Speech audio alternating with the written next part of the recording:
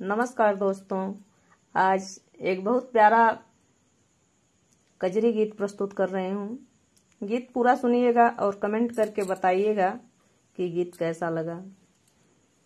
अगर मेरा गीत अच्छा लगे तो मेरे गीत को लाइक कीजिएगा, अधिक से अधिक शेयर कीजिएगा और प्लीज़ मेरे चैनल को सब्सक्राइब जरूर कीजिएगा। आप लोग चैनल सब्सक्राइब करके अनसब्सक्राइब कर रहे हैं, तो प्लीज़ दोस्तों ऐसा मत कीजिए।